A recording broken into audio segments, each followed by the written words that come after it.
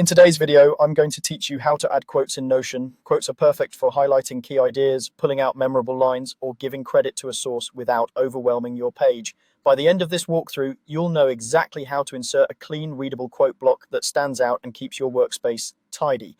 Start by opening your browser and going to notion.com. If you're already using the desktop app, that works the same way, so feel free to follow along there.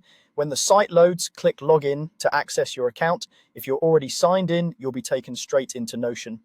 Once you're in, choose the workspace you want to work on. Workspaces help you separate personal notes from team documents, so make sure you're in the right one for the page you're editing. You can switch workspaces from the top left area if needed. Next, navigate to the page where you want to add quotes. Use the sidebar to find it, or search if you have a lot of pages. Open the page and place your cursor exactly where you want the quote to appear.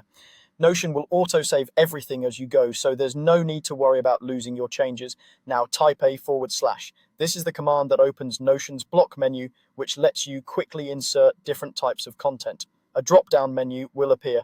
Scroll through the list until you find the option labeled Quote. If you want to move faster, start typing the word quote after the slash, and the menu will filter to the block you need. When you see quote, click it. You'll see a dedicated quote block appear, usually indicated by a vertical line on the left. Click inside the block and type whatever content you need. This could be a short insight, a citation, or a key takeaway. If you want to add attribution, you can include the author's name after a dash or on a new line, just like you would in a document. You can still use basic formatting like italics for emphasis, and your quote will inherit your page's font and theme for a consistent look. When you're done, press enter to continue writing below the quote, or move your cursor to the next spot on the page. If you ever need to adjust the quote later, you can click the block handle on the left to drag it, duplicate it, or delete it without affecting the rest of your content. Thanks for watching. Don't forget to like and subscribe.